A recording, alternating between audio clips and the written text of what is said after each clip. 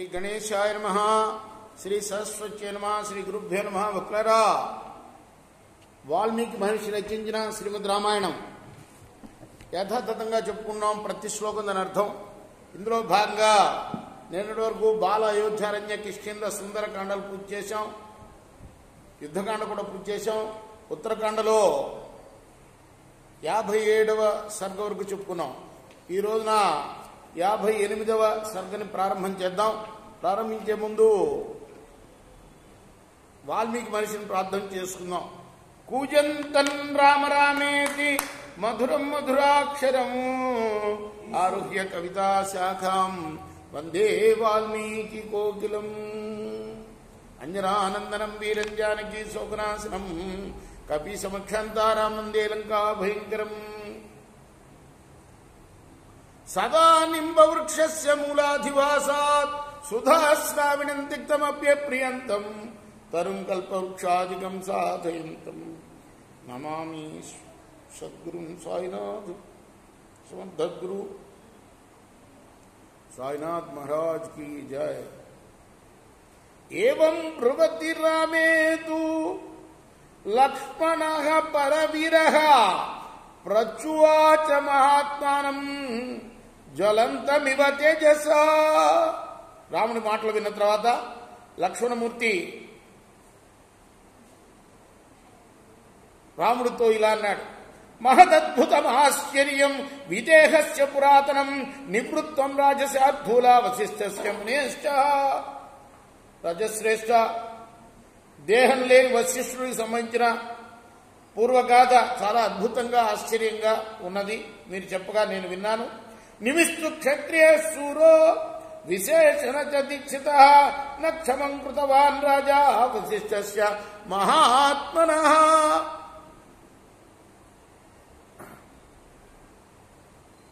నాకైతే అనిపిస్తుంది మహారాజా, అన్నయ్య, సూర్యుడైన క్షత్రియుడు, అందులోనూ విశేషించి దీక్షలో ఉన్న నిమి చక్రవర్తి మహాత్ముడైన వశిష్ఠుడి విషయంలో తగు విధంగా ప్రవర్తించలేదు అనిపిస్తున్నది. ఏవం తస్తు తేనాయం రామ క్షత్రియ పుంగవ ఉవాచ లక్ష్మణం వాక్యం సర్వశాస్త్ర విశారదము. అప్పుడు సర్వశాస్త్రాల్లో విశారదుడైన లక్ష్మణుడితో రాముడు అంటున్నాడు. రామో రమయతాం శ్రేష్ఠో భ్రాతరం దీప్త తేజసం న సర్వత్ర క్షమా వీర పురుషేషు ఉపలక్ష్యతే.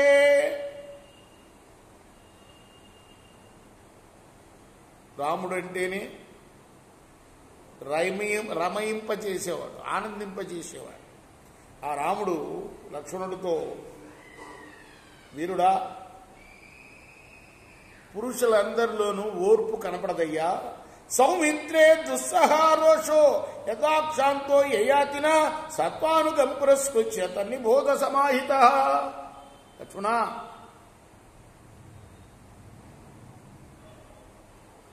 ఇంకొక వృత్తాంతం చెప్తాను. యయాతి ఉన్నాడే, యయాతి మహారాజు గుణానుసారి అయిన మార్గాన్ని అనుసరించి సహింపశక్యంగాని రోషాన్ని ఎట్లు సహించాడో సావధాన చిత్తుడువై తెలుసుకోను. ఆయన పెద్దవాళ్ళు ఎవరైనా సరే పూర్వగాథలు చెప్తారు, బాగా ఒంటికి పట్టడం కోసం. అలానే మనం భారతంలో కూడా చూశాం. భీష్ముడు ఎన్నో ఇతిహాసాలు ధర్మరాజు అడిగిన ప్రశ్నలకు సమాధానంగా చెప్పాడు. నహుషస్య సుతో రాజా యయాతి పౌరవర్ధనః తస్య భార్యాద్వయం సౌమ్య రూపేణ ప్రతిమం భువి. నహుషుడి యొక్క కుమారుడు, పౌరులను చక్కగా పాలించేవాడు అయిన యయాతి అనే రాజు ఉండేవాడు. అతనికి భూలోకంలో గొప్ప అందగత్తులైన 2 భార్యలు ఉండేవారు.